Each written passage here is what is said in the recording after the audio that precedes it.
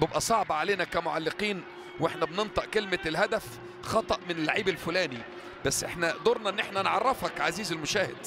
لكن الواحد بيصعب عليه يقول على لعيب يعني هو اللي غلط في دي، هو اللي ضيع دي، بس هي بتبقى كده. ادي الانطلاق يا لعيب كبير، يا لعيب يا لعيب لعيب لعيب لعيب لعيب لعيب لعيب.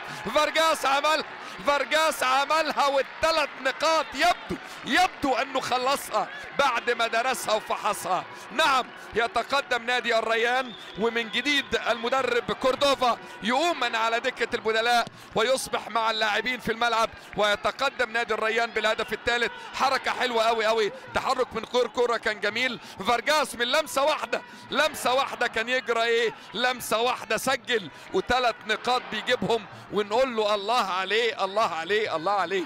فارجاس اجمل ما فيه انه عدل جسمه قبل ما الكرة تجيله، التكنيك الحركي بتاعه ظبطه، وفرحة الأمة الريانية كبيرة.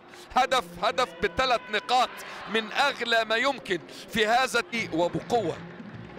الأهلي يتلقى الخسارة السادسة والوكرة يحقق الفوز السابع، وفارجاس يسجل هدف قد يكون هو الفوز الرابع لنادي الريان. يا سلام على إبراهيم مسعود وعظمته ومهارته وموهبته، مع السرعة عمل الباص الجميل ويخرج